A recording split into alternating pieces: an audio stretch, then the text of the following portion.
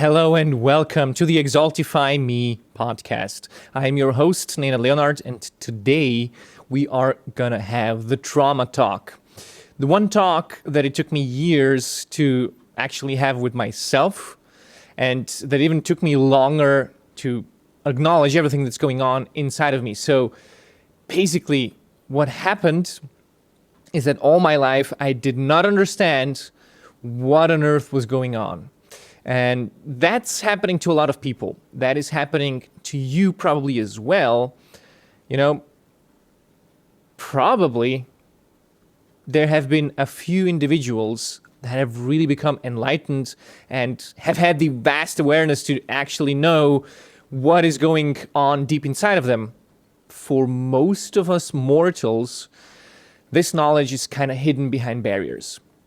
And today we're going to explore why it is hidden, what's so kind of dangerous about it, how we can maybe still try to access it, and why it's going to be so important for you and your life to find out what's going on beneath. Having said all that, let's dive in directly. So as I've mentioned, it's something that you don't get taught when you grow up. You just kind of grow up and you are in this life and things are happening to you and you just struggle along or try to find your way. And it kind of is a great experience sometimes, and sometimes it's a really painful one. So depending on your state where you are or how much you can acknowledge, you probably have heard this. Oh, I'm going to show them. I'm better than this. One day they will see. I will be much better, or they will be sorry that they didn't be my friend or partner or whatever. You know, that one day I'm going to be better and this is going to change everything. Sounds familiar to you? I sure know it does sound familiar to me. That's what I've been doing the first 25 years of my life. Whenever something came along, some kind of trouble, and it was usually social trouble. It was usually with friends. It was usually with other kids in school. It was with people that I studied with, people I lived with, my partners. It was always this feeling of, oh, you just wait and see. You just wait and see. And how disarming it is to talk today about it and to actually know, okay, that was just a mechanism of my psyche that was going on with me. And I did do and say a lot of mean things in my life because of that happening. Like when I got hurt, I always got to be defensive and kind of didn't want to accept the sadness that was coming along with the hurt.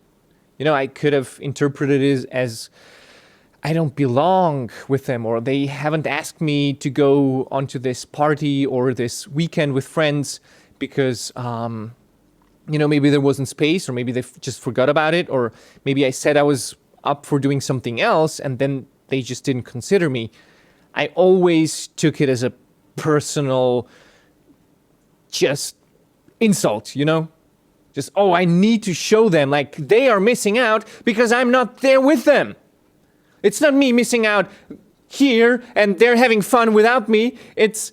And that's what's actually happening with oftentimes these kind of uncomfortable feelings. They come up and they feel kind of childish.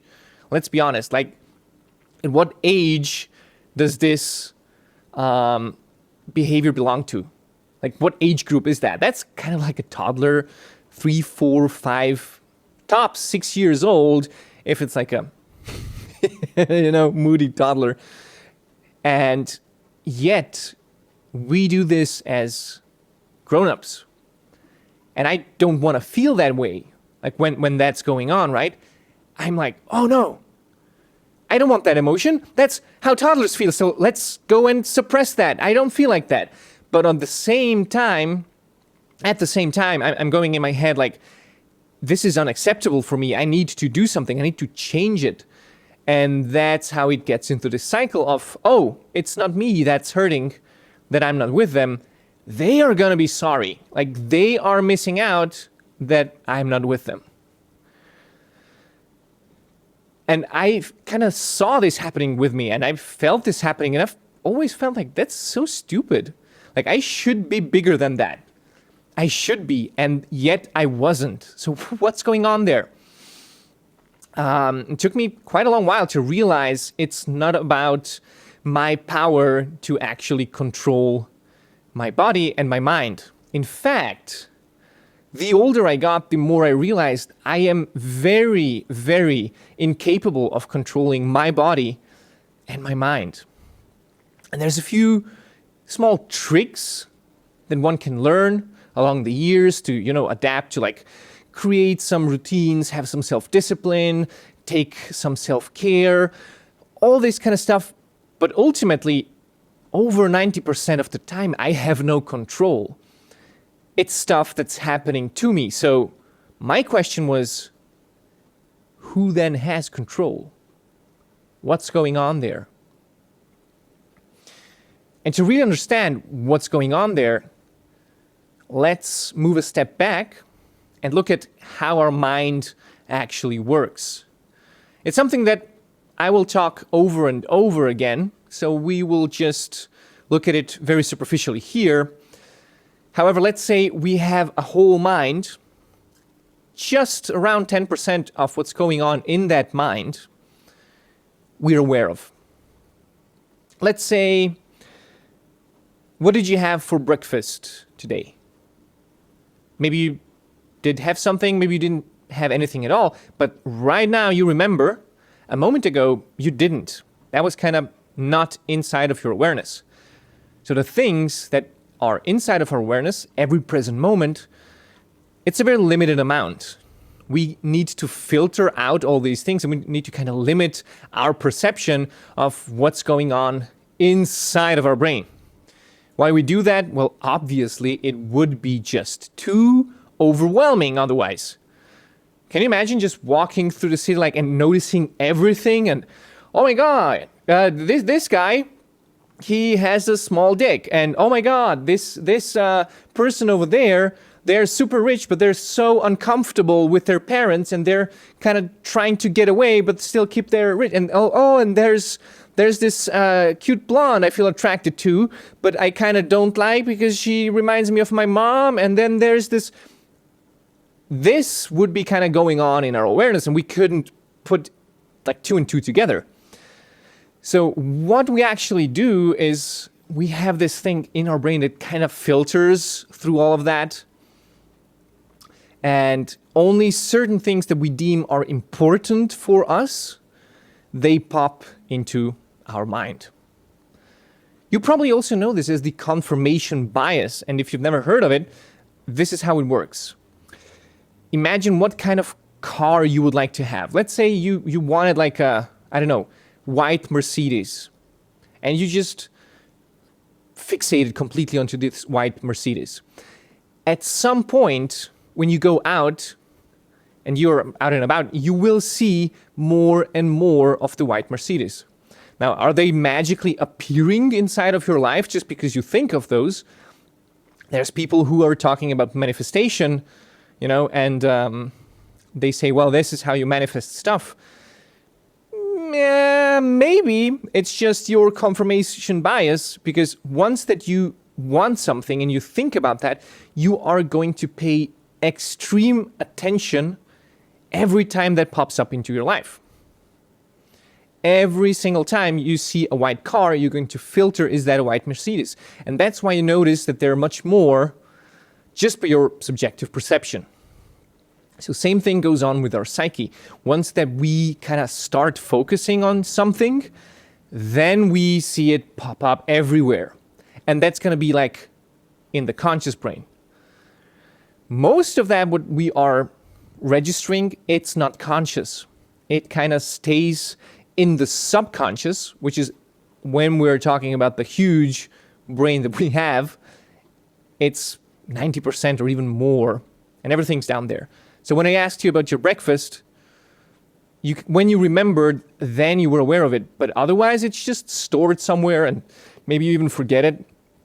It goes into the unimportant pile, as does a lot of stuff that goes on in our life.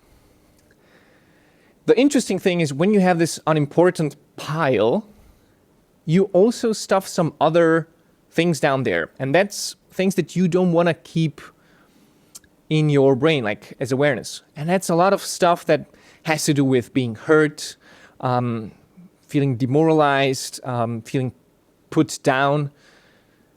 Here's one. When I ask you, like, what kind of childhood did you have? Or you can ask anyone. Did you have a happy childhood, or was it not as happy? 99.9 people will respond, oh yeah, I sure did have a happy childhood. I mean, look at me, I'm feeling great, I have this awesome job, I have all these opportunities, like my parents didn't kill me, they didn't hit me, and then it starts. Most of us actually didn't have a really good or even great childhood. And that's because we had parents who also didn't have like a very great life, because they didn't have a great life when they were small, and so on. So this is like a cycle that's passing on. We didn't have the best life when we were kids. Not necessarily. You're going to go, that's other people. Like, I had a great life. Okay, sure. Good for you. Now, here's a couple questions. Do you ever feel like you were a kid? Like, do you have like your inner child that you nurture it? You go out to play. I don't know, you do like play dates with friends. You play with your kids maybe. Just how much fun do you actually have in your life? Most people I know, they have much less fun in their life than it's actually good for them, than it's healthy, that it's anything. The amount of fun is next to nothing. It's like really, really small. And yet they say, well, I had a great childhood.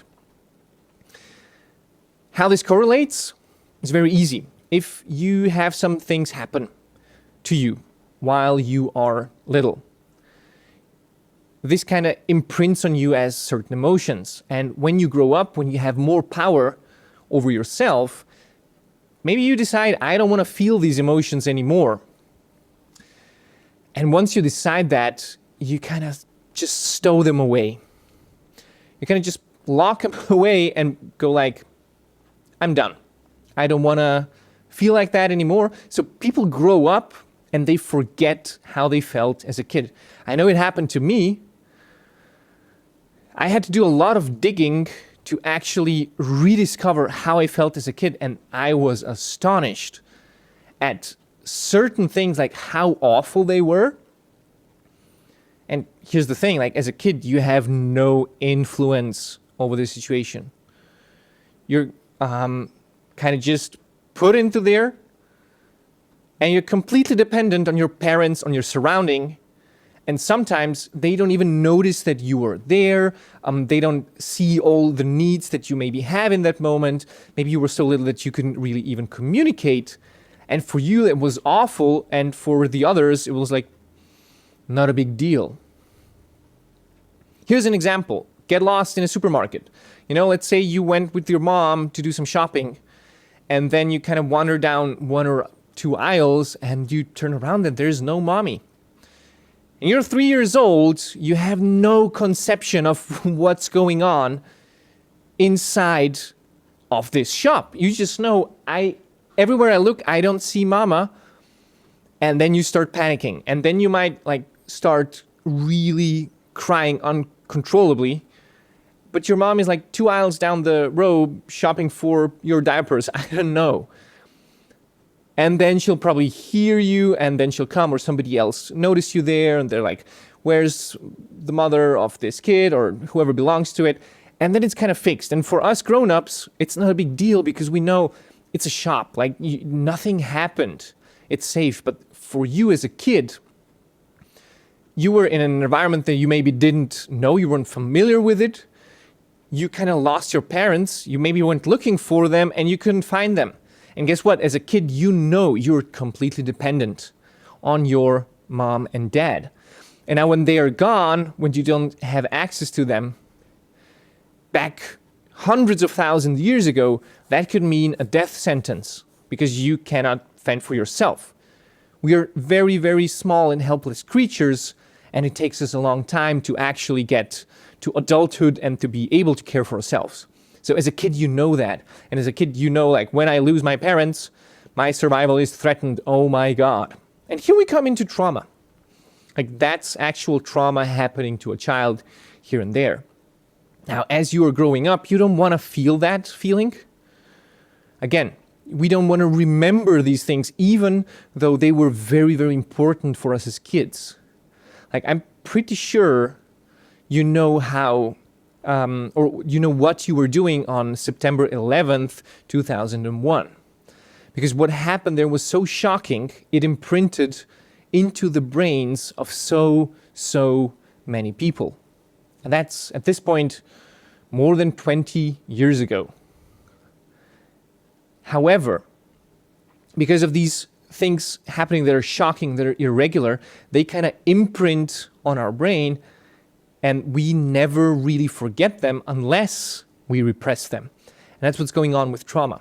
That's what's going on with a 9/11 or with your situation in the shopping center, for example, if that happened to you. Like, that would be repressed. You don't want to have that feeling coming up over and over again. So you kind of just like put it in the subconscious next to the pile of all the other stuff that's not used or that it's not useful to you. Well, the thing is, it's still down there and it is still active. Like, that's the crazy thing with trauma. Once you have these kind of unresolved feelings, you may be able to put them in your subconscious, but you're not able to get rid of them because they become part of you. Understand? So you cannot get rid of something that has become part of you. And that's the horrible thing of trauma, actually. And once these bad things happen to us, we internalize them. Like, we were in that situation and our brain structure changed and we kind of have that situation inside of ourselves. We cannot change that, even if we want to. And what people do is they repress. And what they actually do is they split off a part of their psyche. They say, okay, I'm just this other part, like the stuff that I deem acceptable, the stuff that I want to think about, the stuff that, positive thinking and everything, and I had a great childhood, and all this other stuff, it's just repressed. It's put away. I talked to someone who I met in group sessions, and he told me that he, after so many years, was shocked to remember that his brother was actually raping his sister. And he even caught them at a moment. Now, he lived most of his life just having forgotten that situation, just having put it out of his memory, of his system, of his awareness, and yet it was still there. And very, very strongly present. Now, this is an awful example, obviously, but do you see why somebody would choose not to think about something like that? Why you would just split off a part of yourself and say, even if I don't feel completely like myself anymore, I kind of choose to split this off because I don't want to know about that, or I don't want to feel about that, or all that kind of stuff. And you just put it away.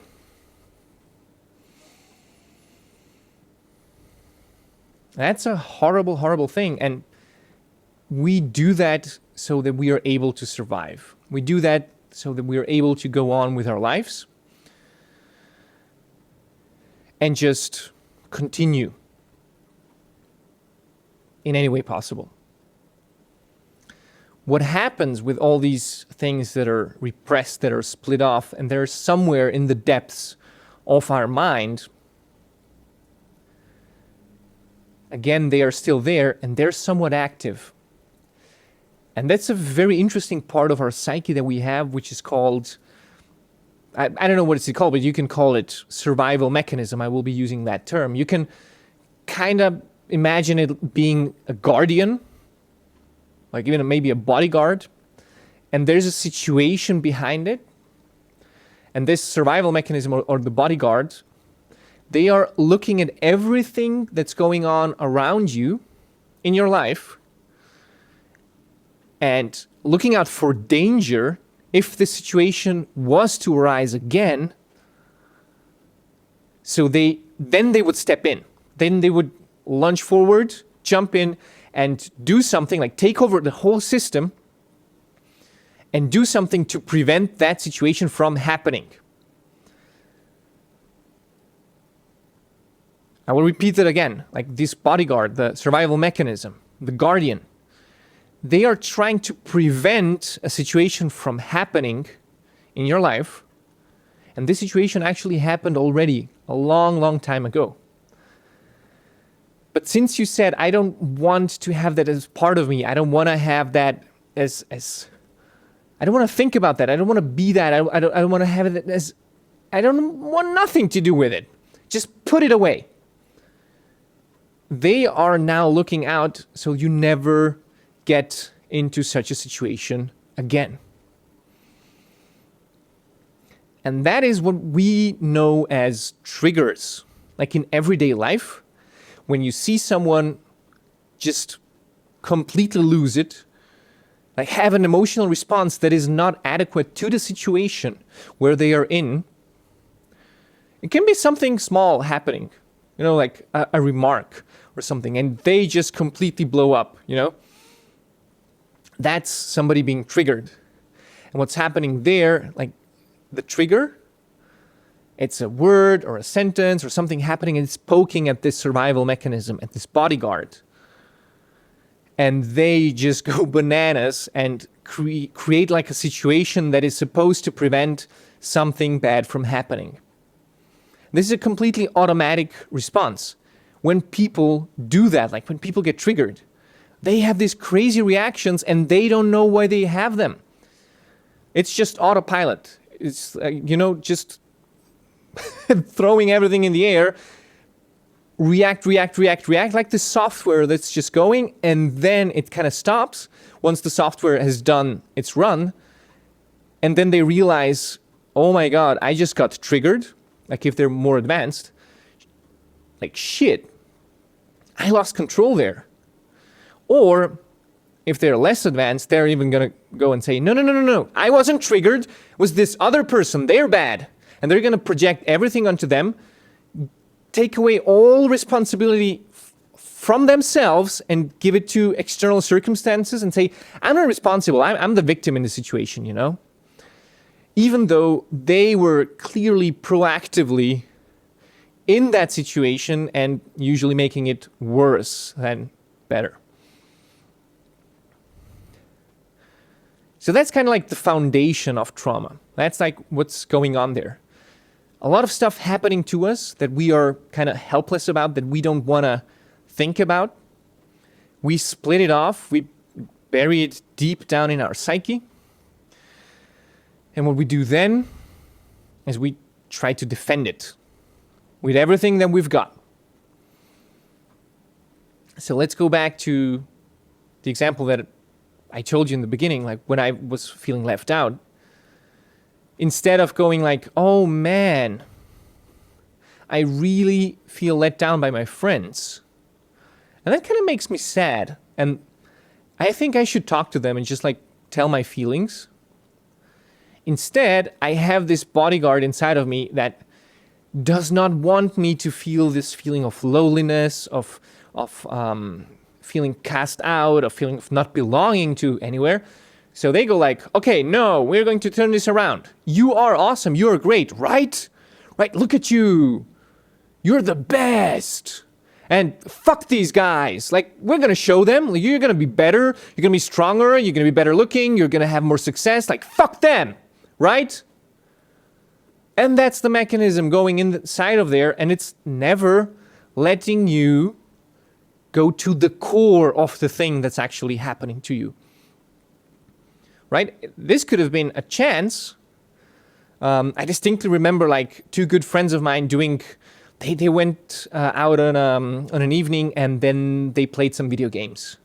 And it was just the two of them. And I had never talked to them about it.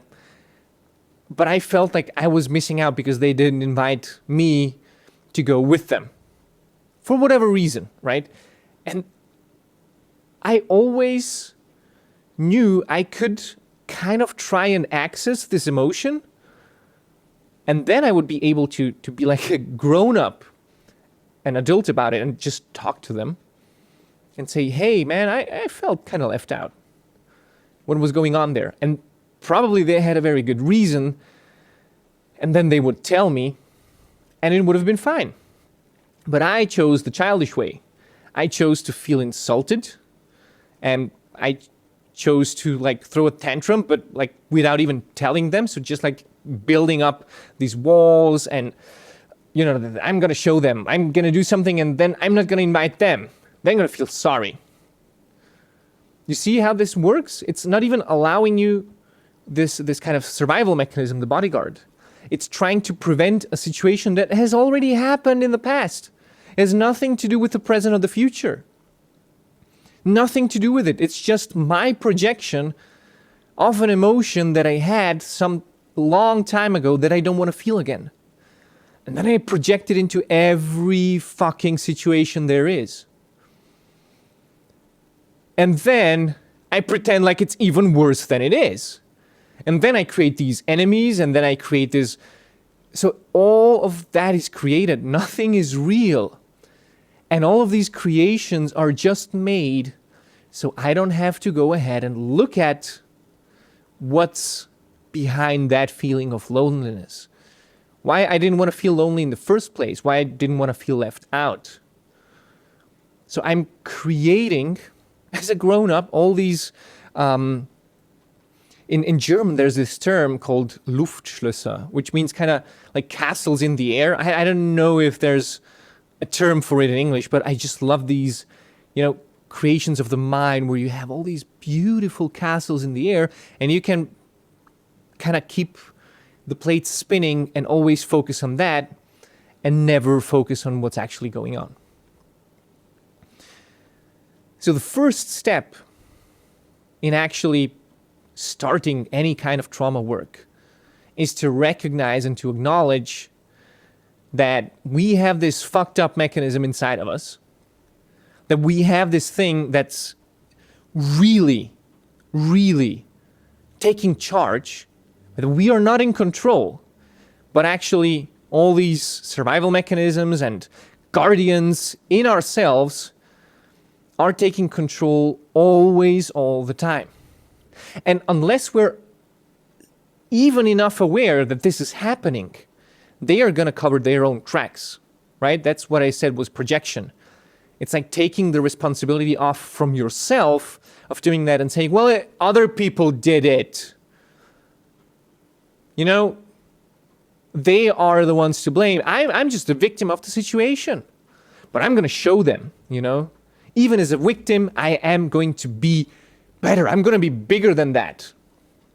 And here's a very, very simple test for you. A very, very simple test to understand if this is going on or not. I learned this from a guy that's called Neil Strauss. He wrote a wonderful book called The Truth. Actually, you might know him from his first game, which I also read, which I thought was extremely, extremely scary. It was called The Game. And he was describing all these pickup artists back in the early, I think, 2000s, how they were picking up women and creating all this kind of programs to hack human behavior and to use that to their advantage so they can get into dating, into relationships, and so on. And it was a very scary book to read, But the truth, like the one that came after, it's even scarier, because there it's about really facing himself, like who he was and why he has become the person that he had become. If you're really into like clear reading of how this process actually works, highly recommend doing that. Go check out Neil Strauss's book, The Truth. I have given it to already a few friends of mine, and they were always going like, wow, okay, that's some crazy shit right there. And once you read that, you experience how another person experiences it, and you also will have a feel of what's to come. Again, many people, when they hear trauma, when they hear something like that, they go like, oh, not me. It's the others that have it, but not me. And there's always these programs that are just running and saying, no. I'm fine, I'm good. It's always other people. So wherever you are at your journey right now, take a little bit of time to reflect when you are losing control. Take a little bit of time to reflect when you feel like you're getting triggered. And then ask yourself, and I suggest writing this all down, because believe me, your brain will tend to forget. It will tend to repress it again back into the depths of where it came from. So pencil, paper is going to be your best friends. You can type it into your phone if you want, but like create a dedicated space for you to be able to work on these things, because this is where the gold is. Like that's going to be super elusive. And once you have some answers, write them down so you can actually have them and work on that in the future, because this is not easy work. Once these things came up, once you feel like, okay, I got triggered, I got uncontrolled, I threw a tantrum in a situation, go ahead and ask yourself the question, why? And notice yourself blaming it onto the circumstances or the other person, and then go ahead and ask yourself, no, why am I doing this? What am I trying to prevent? What am I trying to prevent? And once you figure that out, like it's going to be step by step. What are you trying to prevent? What do you not want to happen? That is where you will find the pathway to the things that probably actually did happen and that have left you in a not so ideal state. Okay, so that's it for today. I hope that you got something out of it. I mean, talking about trauma and talking about these kinds of experiences, it's so deep.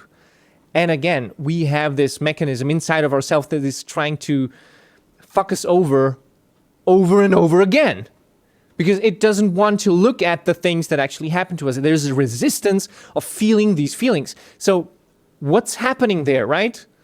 That's why I say, take pen and paper, write it down. Write it down whenever you have one of these small moments of awareness. That's gold. That's you just write it down, and then you know a little bit of what's going to happen. So this was first stab at trauma talk.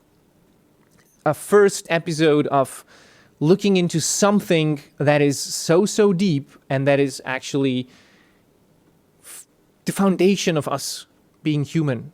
The foundation of why we are behaving the way that we behave, why the world is in the state that it is right now. That's what's going on. And all of us are just kind of hiding it and pretending like it isn't there and just blaming it on the circumstances. We'll talk more about this in the future. However, if you have any comments, any questions, anything related to this, do make sure to let me know, because I am very interested to create this podcast the best possible experience for you. So unless you give me feedback, I have no idea what's going inside of your mind. I have no idea if you agree or disagree or have questions. So step into dialogue with me and let's look at what's actually going on. Hey, take care and see you in the next episode.